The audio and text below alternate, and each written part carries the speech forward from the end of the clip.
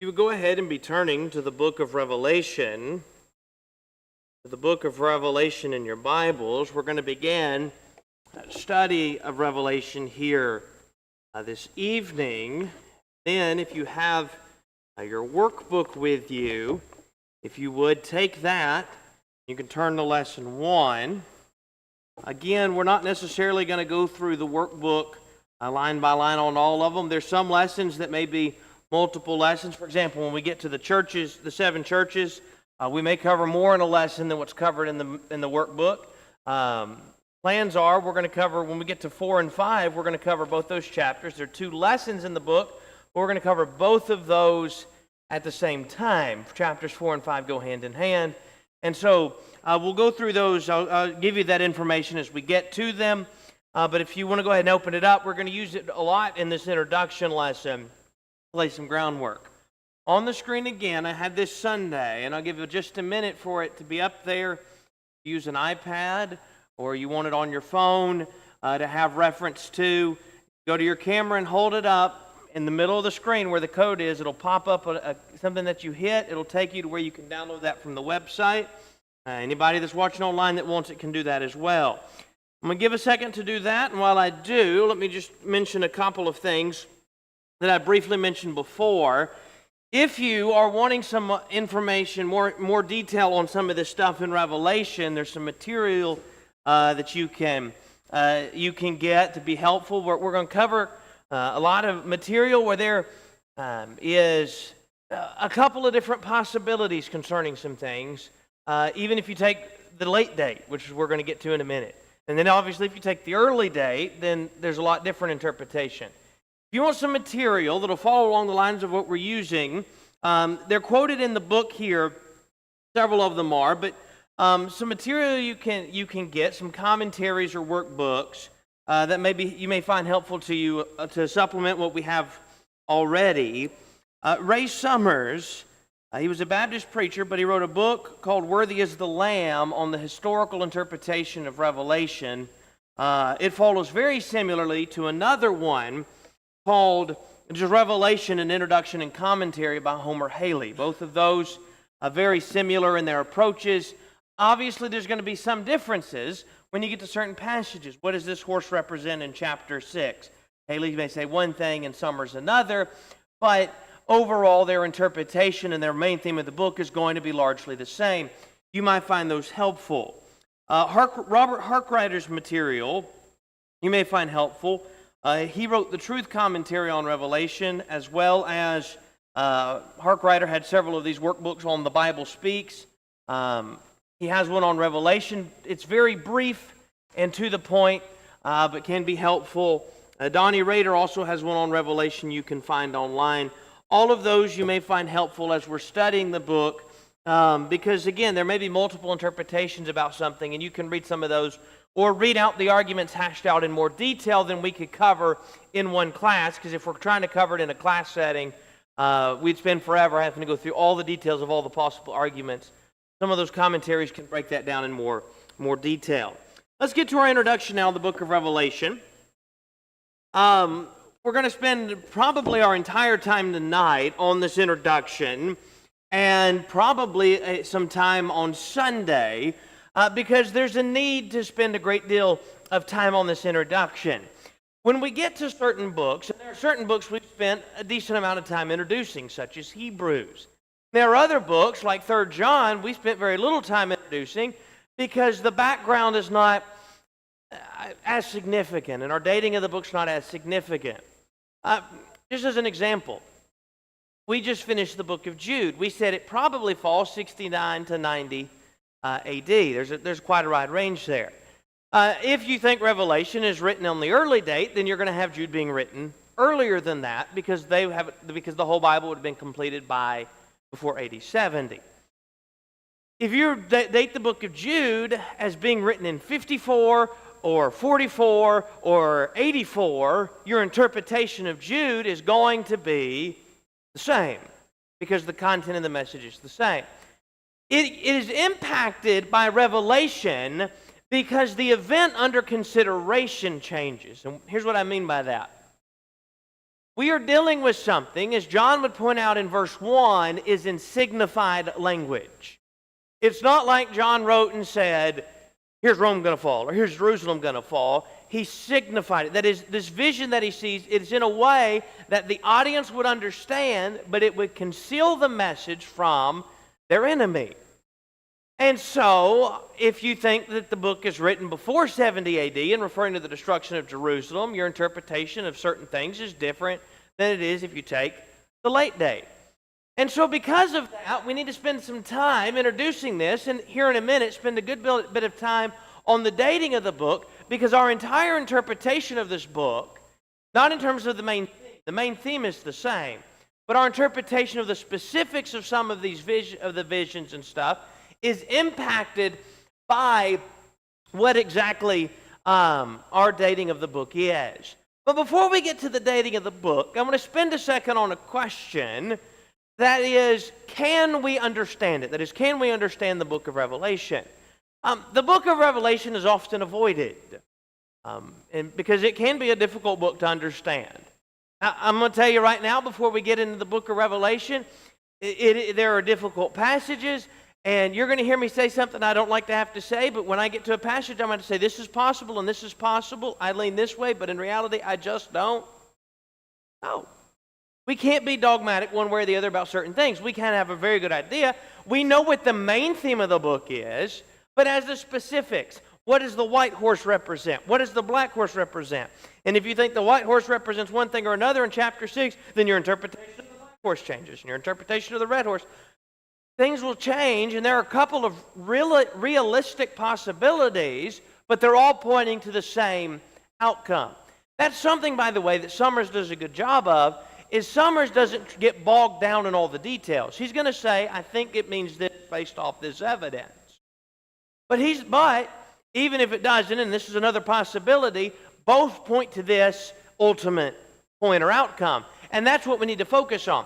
Because of this difficulty of book, people can easily grow frustrated in reading it. When you read through, and if you're just reading through, you just reading off the surface, it's not like you can read through and say, okay, well, I don't know what he's saying there. It takes some time and some study and some knowledge of the Old Testament, and we'll deal with that as we go through the study of Revelation.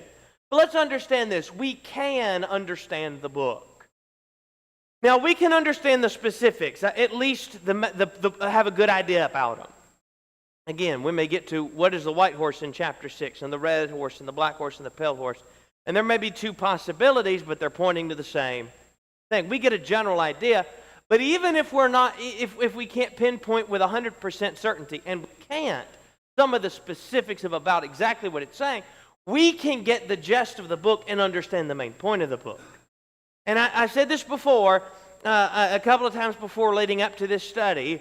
At the end of this, hopefully we learn a lot about Revelation, but if you only remember two things, remember this. God is on his throne and in control, chapter 4, and the Lamb is going to be victorious, chapter 17 and in verse 14. That really is the message of the entire book. Everything else is pointing and coming off of that theme. So, in this study, again, we're going to get to some difficult sections. We're still a little bit away. Chapter 1, there may be a few things here or there, but chapter 1 is much more straightforward than the latter half of the book in particular. 2 and 3 in the letters to the 7 churches is pretty straightforward. But then we get into chapter 4, really starting about chapter 6 is really starts to pick up. But we start to get into symbolic language and what is represented by the 4 beasts and what is represented by 24 elders and what is represented by this and that. And we're going to get into some details, and again, you're not just going to be able to breeze through reading it and understand it, but we need to not grow frustrated with its difficulty. Again, we need to remember the main point of the book, the Lamb is victorious, and remember that God is on his throne and in control, and everything else is pointing to that. And again, we cannot be dogmatic about the specific meaning of certain things. Haley's got a good commentary, Summers has a good commentary, and you may get to a passage, and there are passages where there are two very realistic possibilities about what this could mean, based off of the way the terminology was used, and we may not know exactly which one it is. Again, they're both would tell you this is the main point of the message. We may not be able to say with 100% certainty it's this one or this one, but we can understand the point, and we can understand and apply the book. Let's talk for just a minute about the title of the book, Revelation. If you look in verse 1, Revelation verse 1, or chapter 1 and in verse 1, listen to what John says in Revelation 1 and in verse 1. The revelation, that's where we get its name from, of Jesus Christ, which God gave to show his servants things which must shortly take place. And he signified it by his angel to his servant John. It's from the word apocalypsis. This is part of what we would call the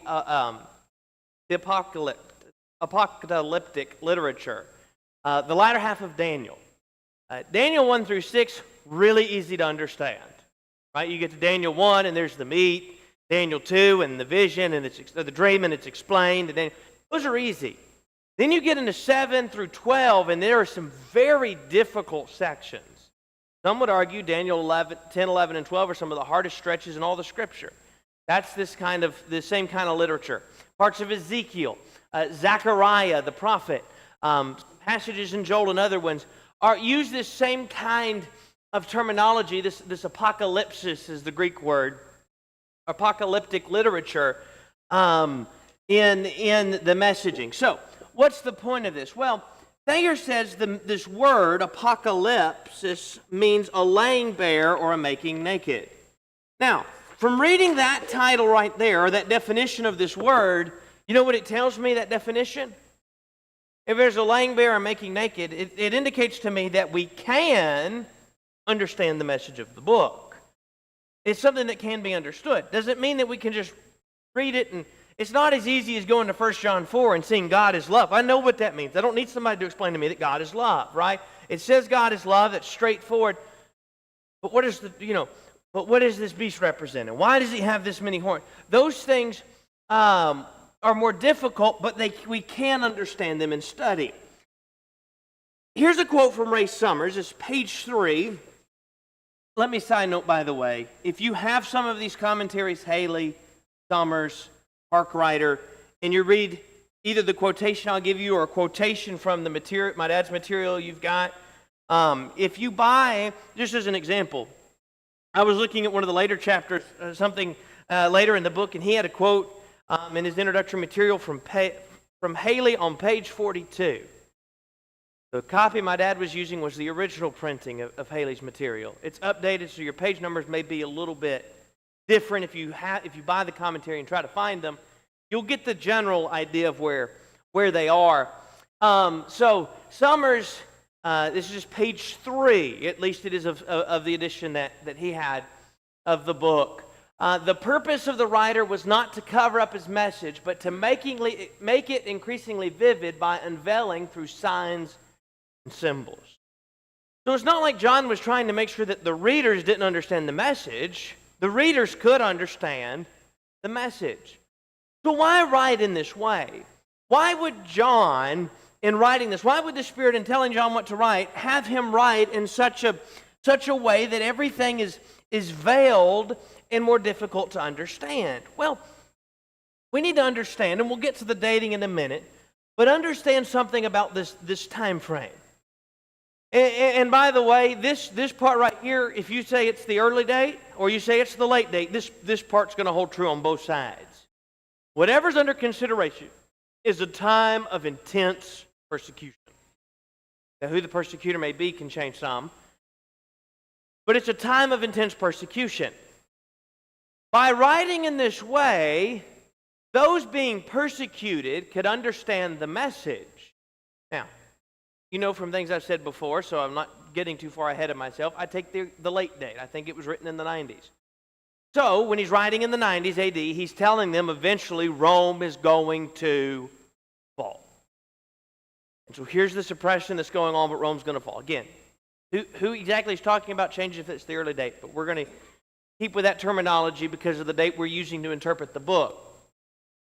If somebody from the Roman government intercepted this letter that John was writing and they read it, and they read that Babylon the Great has fallen.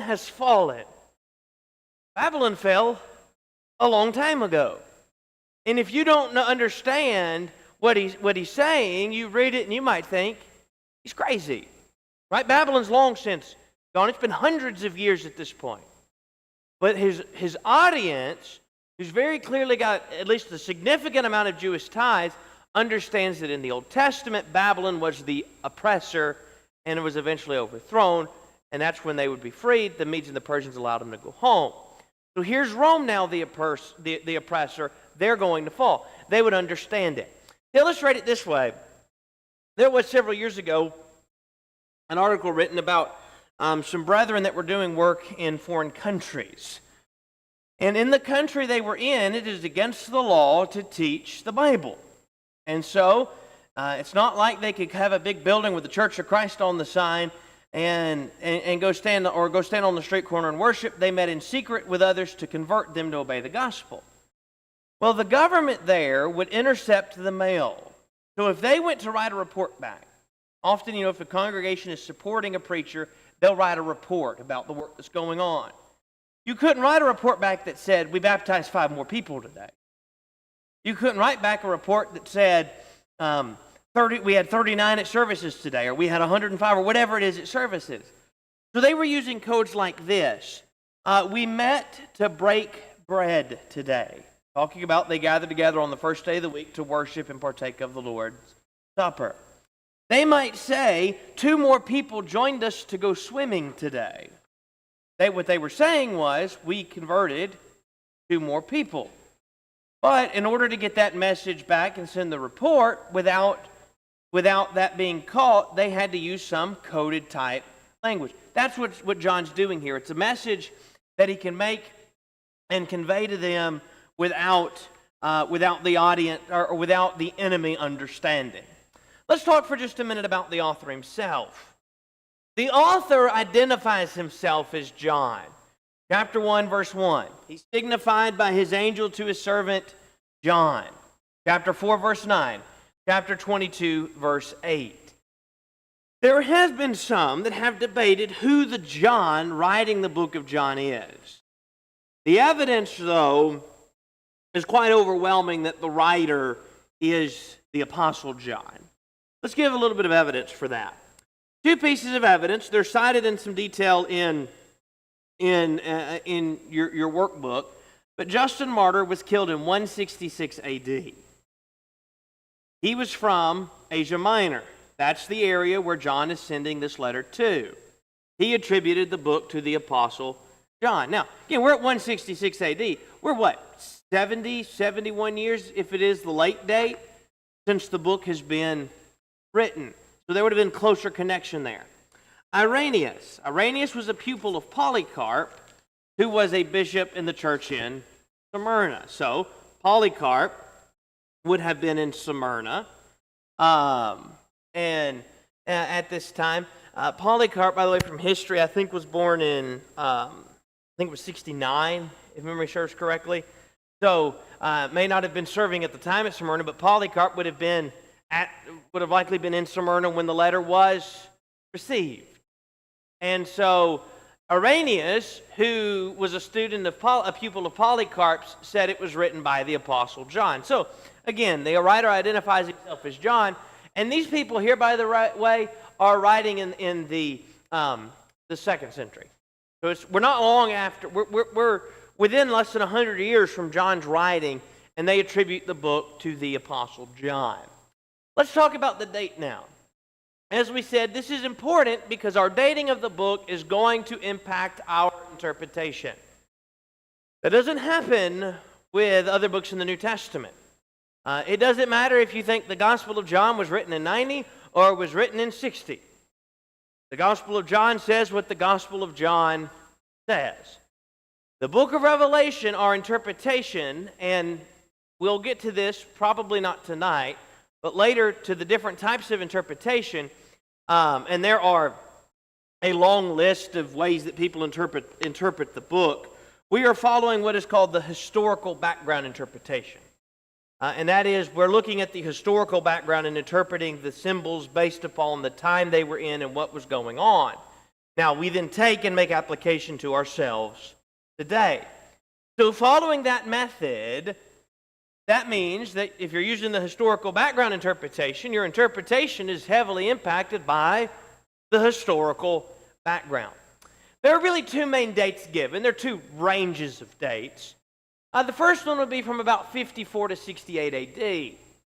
The second would be 95 to 96. Now let me pause for just a minute to say this.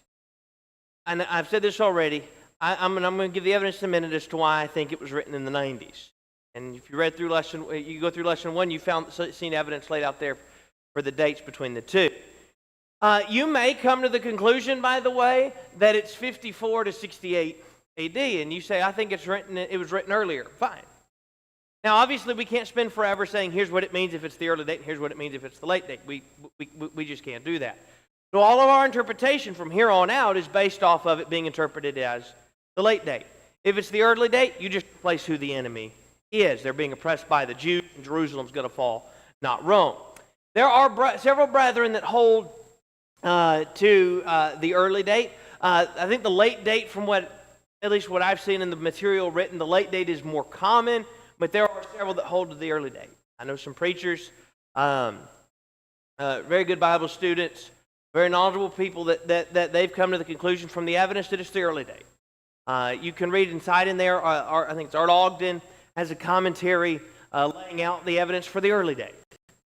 So either date, our message, if you say I think it's 54 to 68 or I think it's 95 to 96, the message ultimately still is God is on his throne and in control, and there's going to be victory in the Lamb. It's just who the enemy is, so the specifics change, but the overall message is not impacted by who the enemy is. Let's go through the arguments now for the early date. The arguments for the early date are primarily internal. Now, when we get to the late date, we're going to have some internal evidence for that as well. Part of the reason I think the late date over the early date is because there is some, I feel like, in the interpretation for the early date, there has to be more, how do I put it? There has to be more, this means this, thus it must be that it was written at this time. And here's what I mean by that. Revelation 17. Look at Revelation 17. Here's one of the arguments for the early date. Revelation chapter 17, let's look at verses 9 through 11. Here is the mind which has wisdom. The 7 heads are 7 mountains on which the woman sits. There are also 7 kings. 5 have fallen, one is, and the other has not yet come. And when he comes, he must continue a short time. And so the argument is, well, Nero's the 6th emperor. 5 have fallen, one is, one's yet to come, so it must be Nero. Well, there's also some debate as to whether or not Nero actually was the 6th emperor. To get to Nero as the 6th emperor requires counting some as emperors that technically weren't emperors. It also means taking all of these numbers literally. Let's go to the second one. It is argued that John was told in Revelation 11:1 to measure the temple. You go to Revelation 11 and in verse 1, John was told to measure the temple. So since he's supposed to measure the temple, it must be written before 70, because in 70 the temple was what? Destroyed. Well, that's true, the temple was destroyed. And by the way, let me say this. I'm trying to give the arguments to be fair to both sides. There's evidence for both sides. I tend to lean late date, but again, you may take early date. Our broader interpretation is going to ultimately be the same, regardless of the date we take.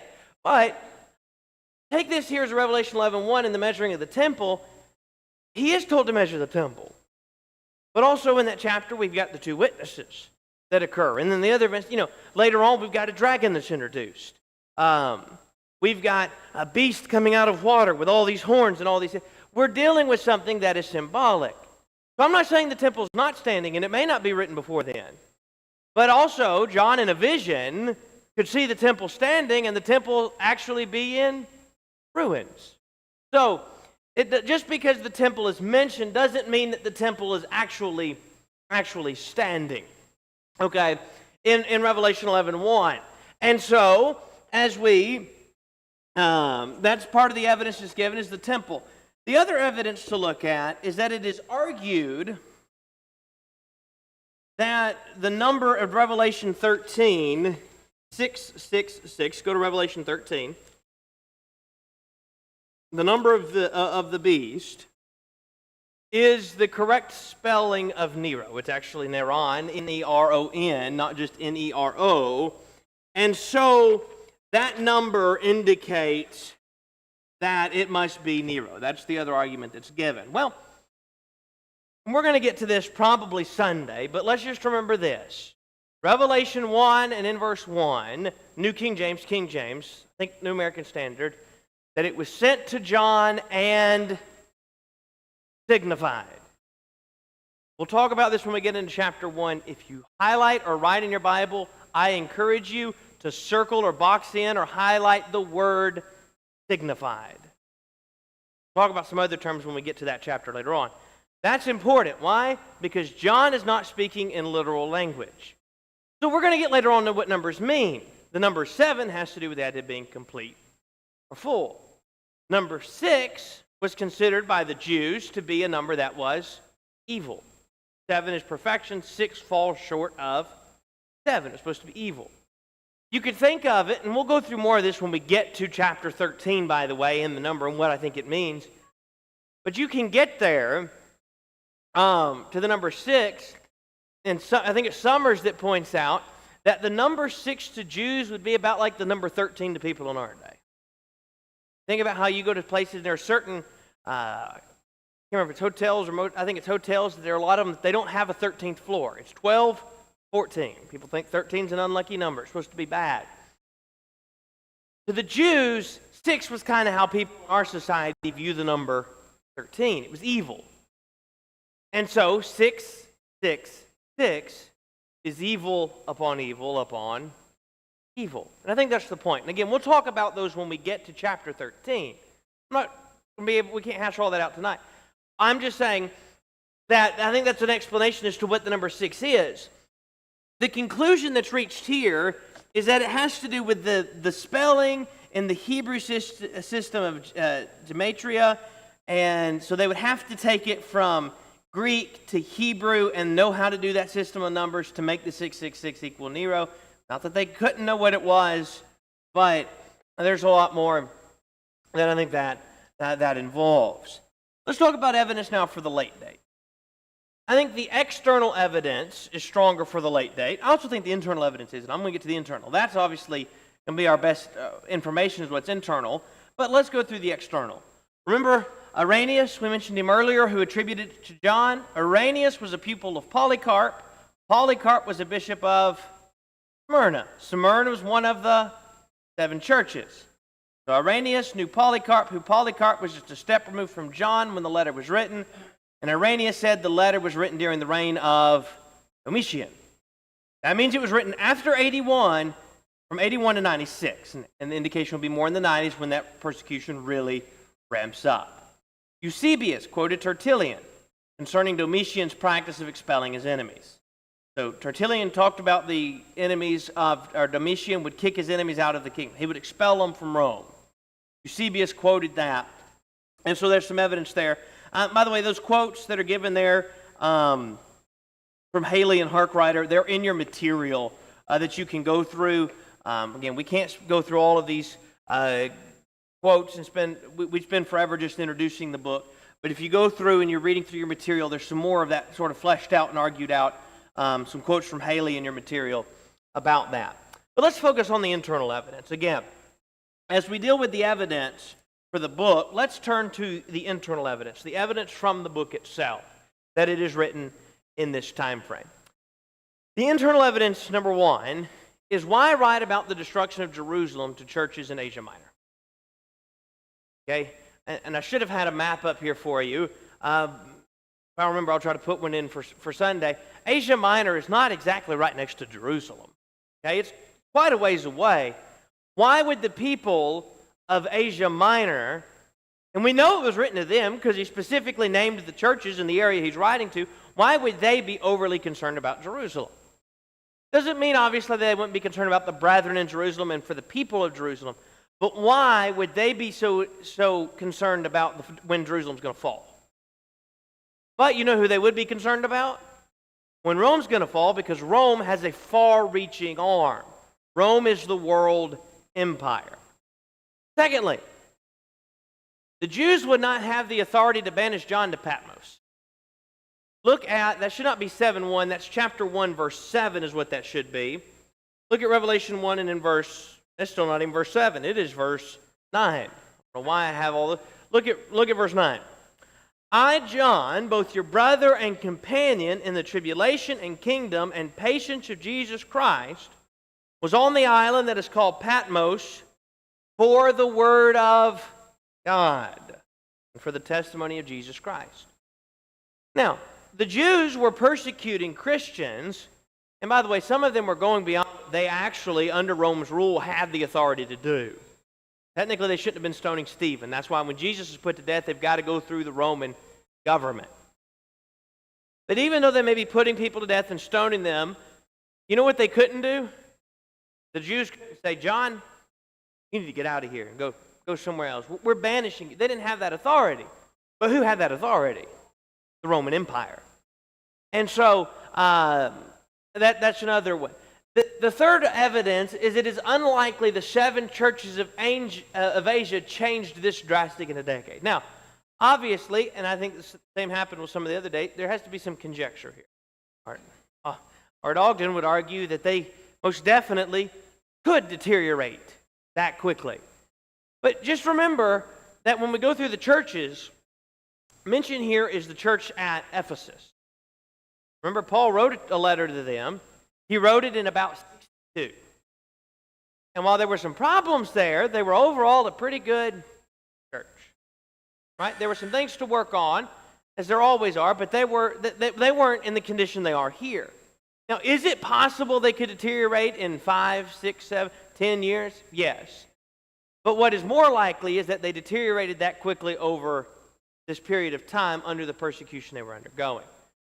Same with Laodicea. There's not a letter that we have recorded for us written, but some things referenced about Laodicea and referenced about Laodicea in some of the other epistles. They're a pretty strong church, and now they're a church that is completely lukewarm. Does that mean that they couldn't have? No. That's why there's arguments for both sides. But the likelier case is that it took some time. The final piece of evidence we want to look at is this, and this is partially internal and external. And what I mean by that is from things we read in Revelation 2, alongside what we know from history. It is unlikely that Laodicea rebuilt itself so fast after an earthquake in 60. So let me just go back here for a minute. The early date has it being written 54 to 68, anytime in that range. Now go to Revelation 2. There's a little bit of historical information here. We'll look at verse 17. Or not verse 17. Let's go to I'm in the wrong chapter. It'd help if I went to chapter 3, not chapter 2. It is verse 17 if you're in the right chapter. Verse 17. Because you say, I am rich, have become wealthy, and have need of nothing, and do not know that you are wretched, miserable, poor, blind, and naked. So here's your historical background. In 60 A.D., so take in the late date, 95, 96, 30 years earlier, 35, 36 years earlier, 30-something years earlier, or if you take the early date, just a handful of years earlier, Laodicea was completely destroyed by an earthquake. I mean, the city was left in ruin, from what we know from history. And it's hard to pinpoint exactly when the city was fully rebuilt, but what we do know from history is this. Rome offered to come in and help rebuild the city of Laodicea.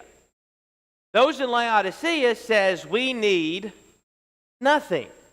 We can do it on our own. Now, credit to Laodicea, guess what? They did. But if we're writing in 63 or 64, it's unlikely a city of this size could have completely rebuilt itself from total ruin in such a time frame. That would require them building rather quick. But just as a side note, too, when we get to chapter 3, we're rich and need nothing. I think that's partially an allusion to that rebuilding. You told Rome you didn't need anything because you're rich, and yet here you are spiritually naked and poor. And so what he says in Revelation 2 indicates to us this is after Laodicea has been rebuilt. They were prided themselves on that, and yet they were spiritually weak and spiritually in need of help. Now, again, and I mentioned this several times, with that evidence in mind, I think that the evidence points to a late date. Now, again, you may say, I think it's an early date. Fine. We're not, or again, when we get to the end, what I have to say about the main thrust of the book and what you'd have to say about the main thrust of the book is God is on his throne and in control, and the Lamb is victorious.